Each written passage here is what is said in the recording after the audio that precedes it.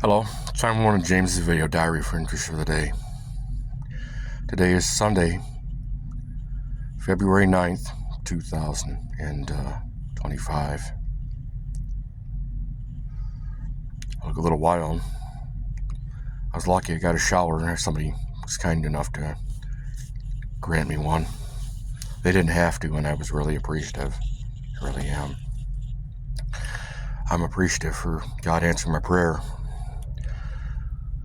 Despite my gripes about the organization I'm working for, I'm in a warm place. I'm sleeping. I'm not leaned over a wood stove asking for God to take my life as a mercy. I'm grateful I got 41 subscribers, which is amazing to me. I'd like to get to 50 so that I can go live just to see what it's about. I probably won't have many live followers at that point, but what the hell. I'm a truck driver and I don't mind the road. It's basically the same as working at McDonald's or at ABM or any of the other places I've worked. It's simply a job. It's a skill I can learn. Like working at Lear, I worked, there weren't too many places I couldn't work in that plant. I wasn't skilled trades and I didn't know the machine shop. But they laughed and joked at me about some of the things that I did do. And I'm wondering about the women in my life. Right now I don't have any prospects. And my stalking horse is somebody who's already involved, and the chances are zero. But it's enough to help me run it by hand. I'm not as hormonally driven as I was at 20. And it's seemingly working in my favor in that sense. I'm dealing with women right now, in the past at least. And I'd love to have one. There's one I'd love to pick her brain. Because I just, I got the sneaking suspicion that pretty much all women have this same playbook. And I, for the love of God, can't figure out why I'm running against this playbook all the time. You know, if I ask questions, granted, I'm a binary thinker, and I do a lot of things by logic, and I can manipulate a great deal of my feelings based on the actions of others. I spent 20 years of my life being an auto mechanic. I had to walk away from the tools. You know, at the point where I literally had to take the loss. Knew I was taking the loss. That's when a lot of these girls lost their traction. You know, hey, look, after 3 years, it's now important to you. It's not important to me anymore. What I needed to save, I cannot save. Your value went from 1,000% to fucking zero. Because I literally have to take a loss that I didn't want to take. And I would have used what I lost to build with you if you would have stepped up. Stepping up at the very last minute, for me, you might as well fucking not step up at all. You might as well not play. I went to Gladwin when I was living there. There's like 60 women in that bar that night, and none of them were successful. They all had the same fucking idea that I'm going to come to them, and I'm going to choose them above all these other women who are... It reminds me of the CBS television show, The Unit, based on Delta Force. Season 2, Episode 8, Natural Selection, the B story. You know, 122 women and none of them are successful. Why are they not successful? It only takes one to step across the aisle, give me a hug, throw her number in my pocket, even give me a kiss as a icing on the cherry on the top of the cake, man. Just walk over, give me a number, give me a booby hug, and slip your number into my back pocket, and just walk the fuck away. That's it. Real simple. In a crowd of people who are as equally qualified to do the job as you are, the one that stands above the crowd is probably the one that's going to win. And none of them did. Cheyenne Plua. Well, he'll approach me now. I'm not behind anybody. Because the first night, she was behind somebody. That was bait and switch, man. And that just told me, no, not in this fucking life.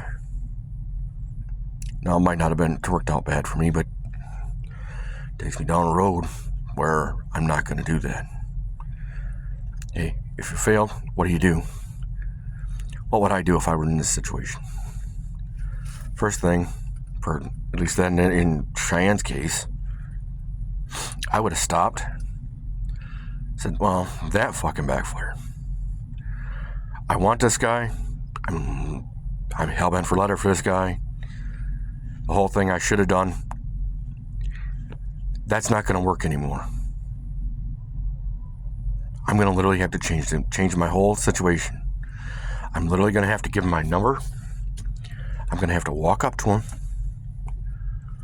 I'm going to have to walk up to him in a surprise. Ask him to dance. Give him my number. Tell him he's a great dancer, even if he's a fucktard. Give him my number. Give him a number. If I say the words, call me, great. If not, if he's as intelligent as I think he is, he'll know what a phone number's about. I can wear baggy clothes. I literally don't have to show my body. That way my body is simply a bonus. It's a solid bonus. She's a beautiful woman.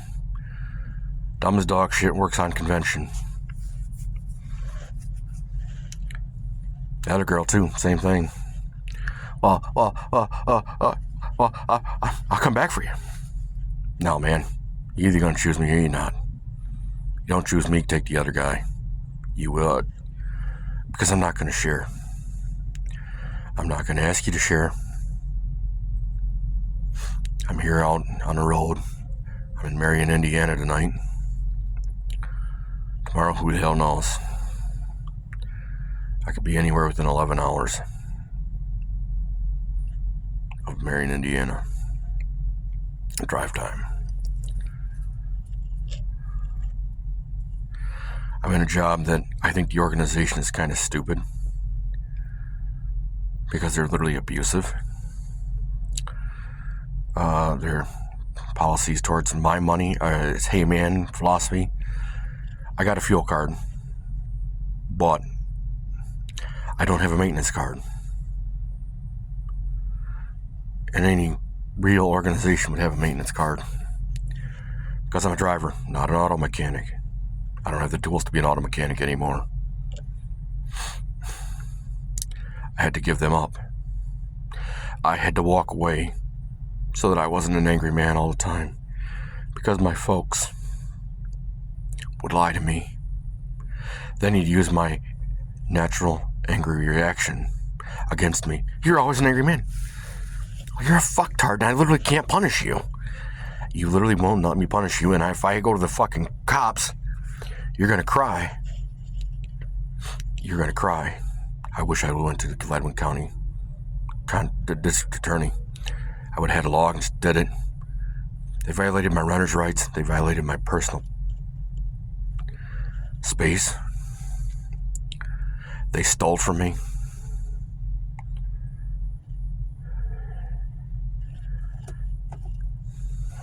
They co-opted me into doing things that benefited them and not me. I'm thinking about the Farwell Music Festival. Well, it's got to be done now because that's the only time I have off. I don't give a fuck. I should have been at the festival trying to enjoy my life, to build forward in my life. Your fucking problems that you have, you chose a house, that's your fucking problems, not mine. Then you're crying that I'm angry. You're crying that when I ask for something, I want it in this very specific way. Because every time you get fucking involved, I end up holding the bag. And everybody else is not fucking wrong, no matter how badly they break their promises, no matter how vile or insane their fucking actions are. And that's one of the things I find wrong with the world. You know, if you make mistakes, you literally got to hold the bag. You made a shit sandwich. You're the one's going to have to eat it. I see that in a lot of these police videos that I'm watching on YouTube. Some of these content creators, you know, literally, if you could have got out of half that shit with just, hey, I'm sorry, I made a mistake. You'd be amazed how making a public apology, swallowing the crow, hey, look, I'm sorry, I've been burning you a little at effigy too far, Mr. McClure. I apologize. I'm making a mistake, and I'm taking it out on you. It's like that guy in Roscommon. He looked like someone who did me wrong. And I got close enough to him to realize he wasn't the guy. Then I literally apologized. You've been catching some flack from me. I really apologize. You're a poor guy just like me. You ain't the one that did me wrong. And he was a different race. And, you know, it wasn't a race that bothered me. It was, I'd been done wrong. I was told that Omar Williams could kill me, could steal from me, could do whatever the hell he wanted at Lear by no less than Jamie Wisniewski, the plant manager, because he should have ordered HR to literally separate us. They could literally put me fucking anywhere in the plant and I'd have been happy. They could have put me anywhere else in that plant and I'd have been happy. Mop the floors, clean the fucking toilets. I would have done it. I would have. Go work with the ACOP process, guys. You're not certified to be there, but we trust you to teach these guys the science behind their certification. We won't give you the high-low certification, Dana Mullins, because you literally didn't want to fill out the paperwork. And I literally could not help my shift building. If I were in a line, the assembly line, if I had a high-low cert, I would have been able to keep the line running, which would have kept the pay point higher. But that certification would have allowed me to have overtime and be in the high-low department without being forced, so that it was an option. It would have allowed me an option. That way I could literally have grabbed a high-low to straighten out my machine when I was in the weld department. Because I worked with the autistic kid. I literally trained the autistic kid. Once I learned he was autistic and not just being a dickhead, man, I taught him how to do some pretty wild stuff. And we got exceptionally high production. We set records for ourselves for production. For 3-shift production, we literally set the standard for it. We set the maintenance standard to make the machine run cleanly for that amount of time. Despite Irene Kaufman being a weld tech that couldn't do it. They literally said, well, I don't see it. I don't give a fuck what you see. I'm looking at production. If the production value and the quality is not there, I'm going to start making adjustments that I'm going to start taking and saying that there must be dust. There must be a dust or an obstruction, because the minute I start making these adjustments, the quality goes way high. The machines run they run a top. It's like when I was on the line and was working line support, machine repair. Why do you want my job? I don't have the tools to do your job, but I take your paycheck for sitting back there having coffee? Yeah. But I'm literally trying to get this machine to run the tippy top as best I possibly can, because I don't want the line to stop. Because at the end of the assembly line is the pay point. And that pay point, if it is not running, we don't make money. We don't make money, you don't need to get a paycheck. And that's going to be the logic of the logic behind that plant closure. completely closing the Roscommon plant. That's why it went from 2 shifts. It went from 3 shifts, 2 plants, 7 days a week, to 1.5 shifts-ish, 1.5 to 2 shifts, 1 plant. They literally can't justify it if they literally can't get the results.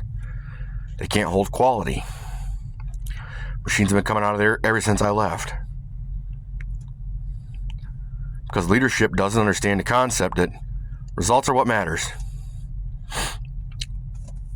If you're literally going to screw up your guys over, you're literally not going to have them. The good guys are going to leave. Because they know, like I know, I've been able to get a job as a janitor. Because it literally cost me nothing. It cost me a couple of trips to like St. Vincent de Paul or the Salvation Army to get some clothes and get an interview, or to get the interview to get in there. And it literally cost me no tools. I don't have to have rags. I don't have to have the cleaning chemicals. I don't have to have mops and all that. That's provided by the company. But it's like, when I worked in Gaylord, well, you're a good worker. Well, I can literally explain why you're having problems. I can literally explain how these problems impact the bottom line, and how that bottom line impaction is literally going to affect your job. You think it's funny to deface government property? Well, if they decide that that property is so destroyed that they literally have to replace it, it comes out of your budget. Now, if you have surplus in your budget, you don't have surplus in your budget, it comes out of your paycheck. Because the millage only covers so much. And the guys on the top aren't going to take a cut. I'll guarantee you. The only one I would see taking a cut is the one in Gladwin.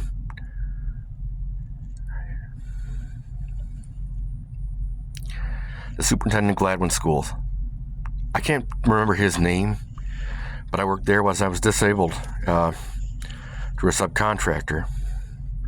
And Rhonda Smith, the high-tech building services supervisor, was excellent. Beyond excellent. She is among the supervisors that I hold in the highest regard. Because she's excellent at her job. She can do your job, but she can't keep up with you continuously because, not only her advanced age, and I'm not being ageist, but in order to do her job, she can't do her job and your job. She can't do it continuously. I mean, nobody could. Not even Superman and the Flash could do it. Like Timothy Minnick, supervisor at Lear Roscommon. I don't find him the most intelligent man in the bag, but he was smart enough to know that results are what matters. And you can bend the rules a little bit to get the results you need. And on his vacation, Jamie Wisniewski and the HR team and the management team said that Elmar Williamson, the token employee, they committed racial discrimination against me. They said it was okay for another employee to steal from me. They said that he not only had the 2 workstations for the machine he was running poorly, he couldn't make quota because he literally would take unscheduled breaks.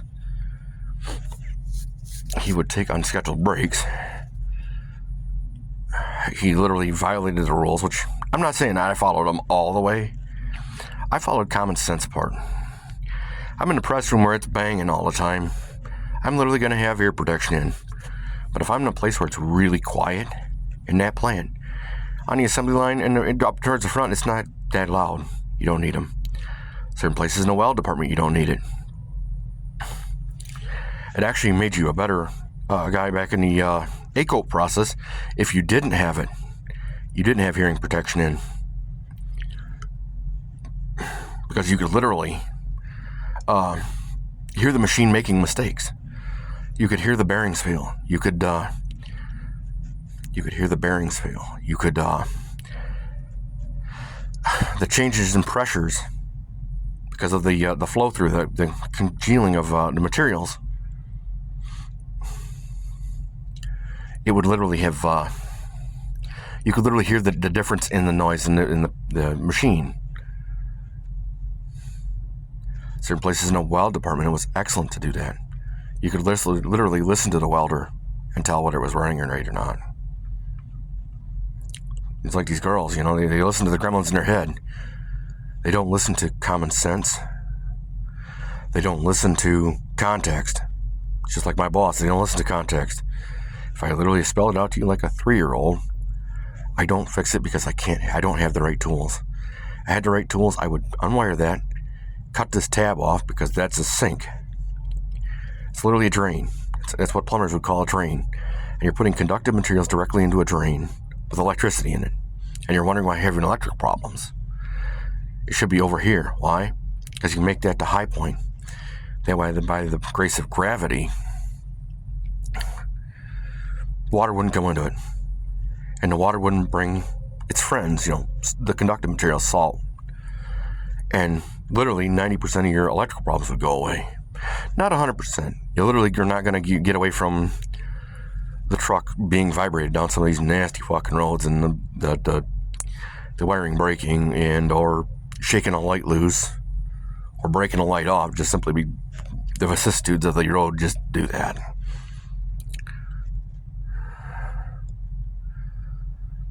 And be like some of the other things in my life, If they would have listened to me 5 years ago, I'd be with them right now. Whether it be Cheyenne, Plua of Grayling, whether it be Patricia Bailey of Clare, she was of Roscommon at the time, it would have been the girl at Save-A-Lot in Saginaw. Oh, it's Carlton. In Carlton, well, you're going to do it my way. Wait. I already told you that's not going to happen the way you're thinking it's going to happen because I literally don't have the ability to do it. To the places I'd want to take you, some of them simply don't exist anymore. They've literally burned down. They've closed. It's like the girls in Traverse City, they all want to put on a show and think that I'm supposed to approach them. And when that doesn't happen, it throws everything out of whack. But I've done this before, long time. And I got burnt really, really badly. So if you want me, you're literally going to have to dig your head out of your ass. See, if what I'm doing is not working, literally walk over and have a conversation with the guy. I've had conversations with some of these girls. Some of them are married now. They said, well, what do you want? I'm like, I got away from you. It was simply a bad approach. It wasn't meant to be. If you don't hate your life, Laura Hart, you're beautiful. You were just as good. You look just as good to me today as you did 30 years ago. You look almost identical. But you don't look like you hate your life. You don't look like you regret the decisions you've made, the children you've had, the husband you keep. You don't look like any of that is bothering you. None of it is. And you really want to throw that all away on a woulda, coulda, shoulda been. If you'd have just given me your number and said, hey, this is, guys out of the area, I really would be interested in you. Why don't we talk alone? I know you're a little different. Been in the neighborhood, been around long enough to know. But you're asking for what you want. And your process is, you're pretty old school. And I am old school. I don't want to be shared. The minute I see compartmentalization, it leads me down the path of dealing with a liar. And I know my content doesn't always, it's not for everybody. It's not to help you, it's to help me. Using wisdom of the crowd. And maybe to lead me somewhere. I appreciate you watching. Appreciate you sticking with me. Connecting your energy with mine.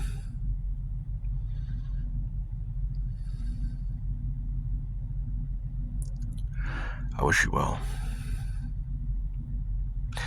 If you have a problem, comment, or concern, please put it in the comment section below. I do enjoy likes and subscriptions, but if it never goes that way, it never goes that way. Have a good